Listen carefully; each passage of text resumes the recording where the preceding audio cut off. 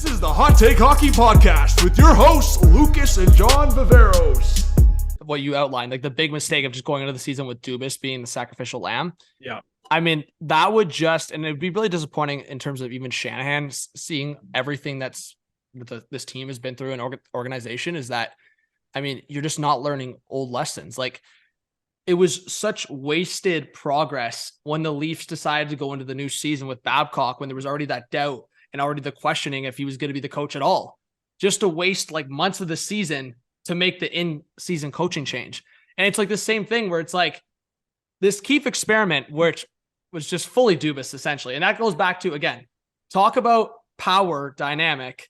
If Kyle Dubas had freaking like handcuffs or wasn't able to do anything, Sheldon Keefe never would have been this head coach. Like, he never would have been the coach of the Toronto Maple Leafs. If it was just Shanny, if Shanny was just locking up Dubas on all his decisions, Sheldon Keefe never would have been a head coach of this team. He just never would have been. He didn't have the experience. And you literally went from night to day of like a Babcock, Lou Lamoriello, agree or disagree on the structure of what the Leafs were, to Dubas and Keefe. And now with how Shanahan's talking about the experience, how on earth can you go back into the new season with Sheldon Keefe as the head coach when you're talking about experience and bite? For most of these playoffs that we've seen with this core, with Sheldon Keefe the coach, there's been no bite. There's been absolutely zero bite. Maybe because of the players they added, there was a bit more this season and the playoffs, but it's what you said, Lucas. It's like, how on earth, where it's like the trades, the moves that were made are essentially from the general manager, and you fired the general manager. And for the product of on the actual ice from the players, which is, to me, in terms of the players being in place, is in the responsibility of the head coach and literally the players that are playing. And they won one game past the first round after all those moves. And you're going to keep all those core players and the head coach. Like, are we out of our mind? Like, man, if they do that, I don't know how anyone can defend that. I don't care if you're going to be like, oh, the core four, all it takes is just one opportunity. Okay, then you know what? Then you've got to bring in different core guys to mix and match with those guys on top of having just a new head coach. It just got to happen.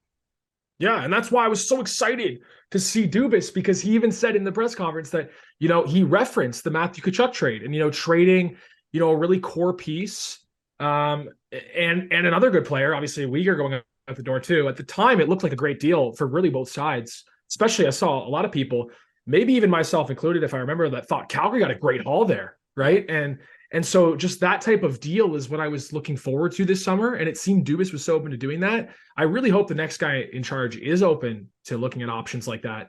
But as far as coaching, rounding it back to what you're saying, there's just no way they can bring back Sheldon Keefe, man. I mean, he has been out-coached. I've seen it all over Twitter. Series, man. In almost every series. You could argue he was out-coached this year in both series. Like, you could argue John Cooper out-coached him, because guess what? We talked about it on the previous show, that the Lightning really, you know, a much weaker Lightning than we've ever seen, outplayed the Leafs in most of that series, right? Yeah. And that comes down to Dubas is sitting upstairs. Like Shanahan said, he can't do much after the trade deadline, okay? He sort of just crosses his fingers, does his day-to-day, but he can't really put his imprint on the team. No. That's coaching, and that's the players. And that's who's should be most accountable for this disaster this year and for what's happened in previous years. You know, Dubas can set them up for success, like I believe he did this year, but now it's on Sheldon Keefe. And I don't want to say it's, you know, mostly on Sheldon Keefe. It's mostly on the players, and they've failed over and over again, right? So there's got to be, you know, if you're going to get rid of Dubas, I think Keefe's got to go too. And you got to seriously look at all options. Yeah. All options on all four guys on what you can get. If Matthews can't sign before the season starts, you have to look at what you can possibly bring back. If Nylander can't, because guess what? They're probably not going to offer Nylander anything until they get Matthews sorted. Right? There's a strong possibility that's the case. You need to look at what you can get. Marner, year after year, like you've talked about in your videos, has not produced year after year in the playoffs in big games. Come on. We got to look at that option too. And Tavares, but Lucas, I was just going to quickly say on the Marner topic. Yeah. Just please stop. If you're a casual, you're a casual. Don't look at NHL.com and just look at the stats and pull it up. What? Because he got a couple secondary assists in a game one or like, I'm so tired of it, because Lucas, I'll have people coming up to me. I want you to go into the Tavares conversation, but on the Marner one, I'm so tired of people being like, oh, he had 15 points in 11 games. He was the best player in the series. And it's like, bro, you weren't watching, man. Like, I mean, you know what? I'll actually say this. In the game 4 and the game 5, he actually, like, it wasn't like the guy was like coasting and looking irrelevant. He was putting in an effort, but like, the moral victories, I'm so past this. And then I have people talking to me about like Marner's a playmaker. I mean, you know what? I've been told for years that Patrick Kane is an unreal playmaker. He should be only a playmaker.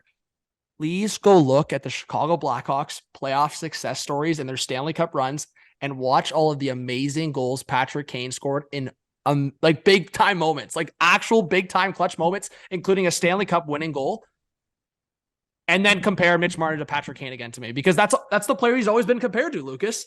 You're right. Mitch Marner has always been compared to Patrick Kane, and Patrick Kane is known to be a playmaker, like literally a playmaker, and has scored. So I'm so tired of this. Oh, Mitch Marner's just a playmaker. He shouldn't score big goals. You shouldn't be making it like putting his feet to the fire that he has to score goals. You know what I mean? Like, no, guess what? He makes a certain amount of money. He's an extremely talented player. As we see in the regular season, he produces. Where does this go? This evaporates. Yeah. You know, as far as the big time plays, they evaporate in the playoffs. I don't care about your secondary assists.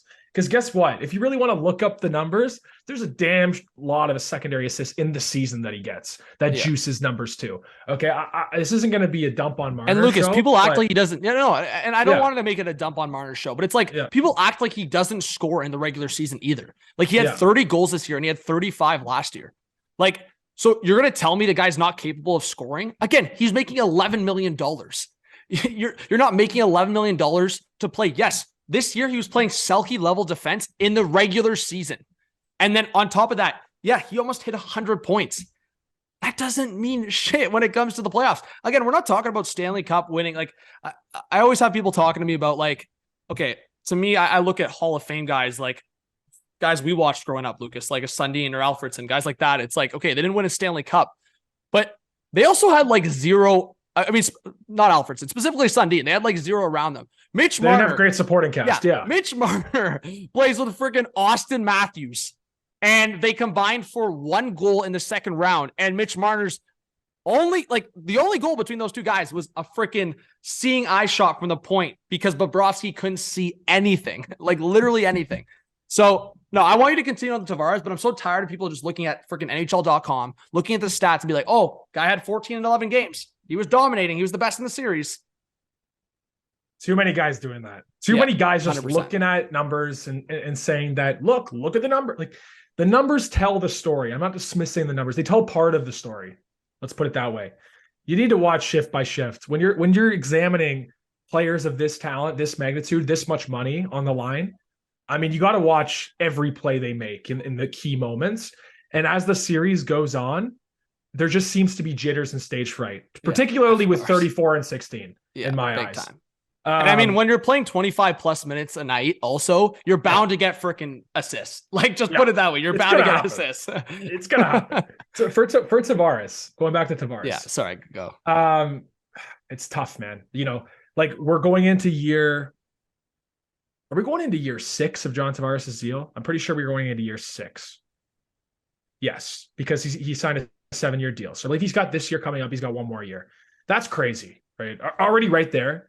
That 5. Yeah, 5 or 6. Yeah, but that's crazy. I'm pretty sure we've gone through 5 already. Okay. Yeah, we're going to 6 because it was a 7-year deal. Yeah, we're going into 6. Okay. That makes me sick because I honestly remember when they signed him and you know, rightly or wrongly, everybody looked at the cap hit. Everybody looked at he's not a great skater. You know, all the downsides that could happen.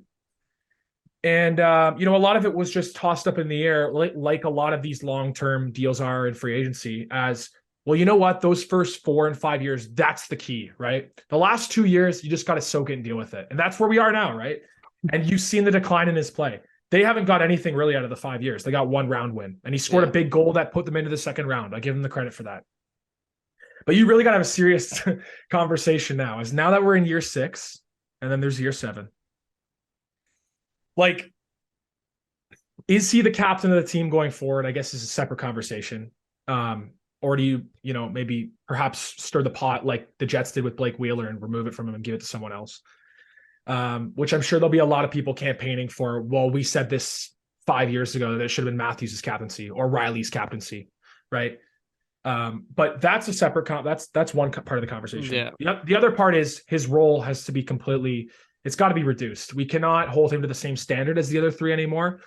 Even though the money is the same, as especially Matthews and Marner, I think there sort of has to be an understanding that he's not going to be at that. We all knew he wasn't going to be at that level in year 6.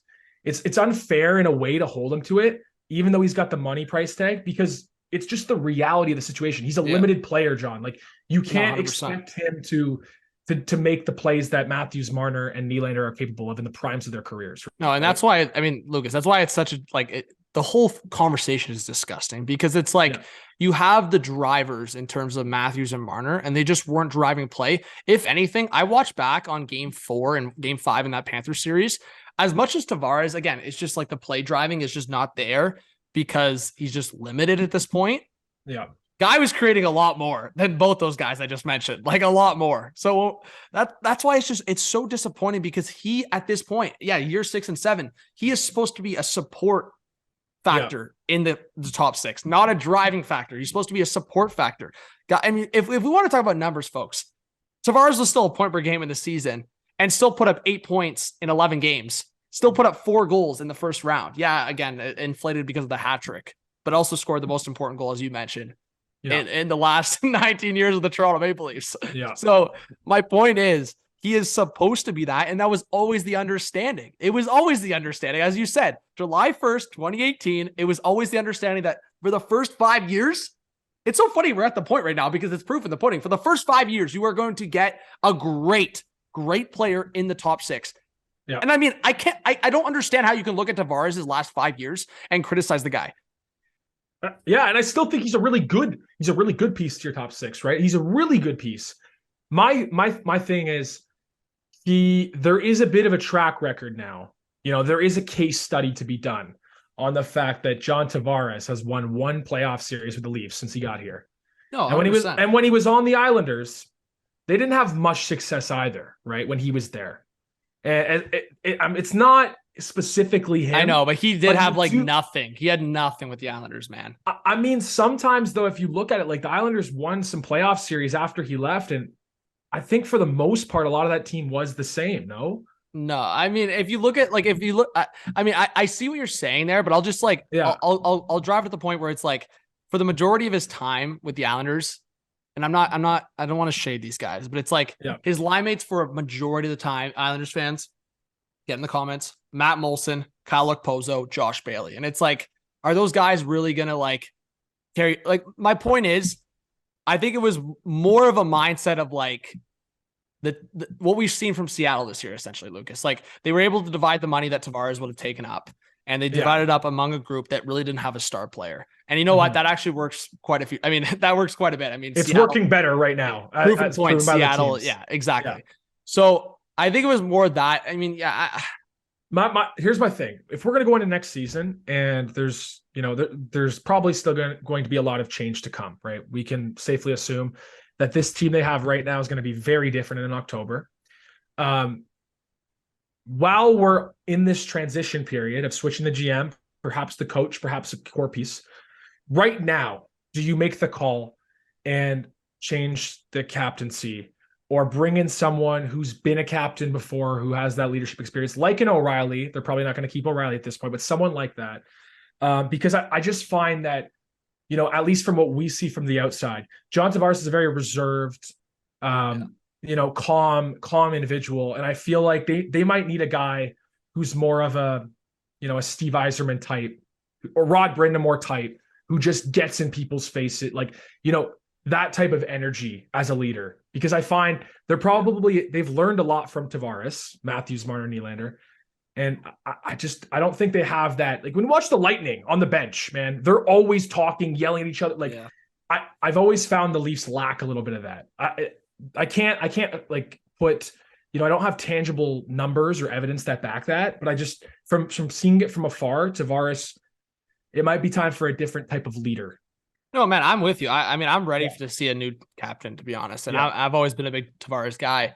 I mean, again, where it just goes back to the culture problem, Lucas, in my opinion, where it's when you rewind back to the time where the captain decision was being made, And again, we're not going to go into specifics. You guys know what happened, but it's like Auston Matthews essentially didn't get picked because of something that happened off the ice, for one. And I mean, Riley was a prime candidate too. Yeah, like I'm not going to read into it, but the rumors were suggesting that Mike Babcock I don't know if it was Babcock or Shanahan. It was one of the two. Essentially, didn't want to just default to Morgan, so they gave it to the former captain and professionalism guy in Tavares, right? So it's like the captain decision is just it's another example of the culture problem that has existed in this team, where it's like decisions are being made for the wrong reasons. And now, Lucas, in my opinion, again, I'm probably the wrong guy to be just hammering this point home, because the default will be probably Morgan if Auston doesn't get it. But it's like, I think it's such a wrong decision to give Auston the captain at this point, in my opinion. I think because even again, if he signs a long-term deal. Okay. If Auston signs an 8-year deal for like 11 to 12 million. Yeah. Okay, sure. That shows commitment. It shows that you're not selfish. It shows that you're not all about the money. Yeah. But if Auston signs, in my opinion, Lucas, for a penny more than Nate McKinnon, and not a freaking full-out 8-year deal, it's a 4 or 5-year deal. It shows me enough, man. It shows me enough. And if you give him the captain, it's for all the wrong reasons. Again. I agree. I actually agree with that wholeheartedly. So, I mean, we'll leave it at that. We'll continue the conversation, but man, they've got some tough decisions. But I think there is a real result, Lucas. I'll just say quickly that they do go like basically the Jets route and strip Tavares and just run with no captain. Like, I think that's a real result. But I do hope there's a change in the team in terms of players on the ice. In terms of that big four, there's got to be at least one change, in my opinion. You got to break it up. You got to send a message. And then obviously just the coach. I mean, I don't know how Keefe can come back.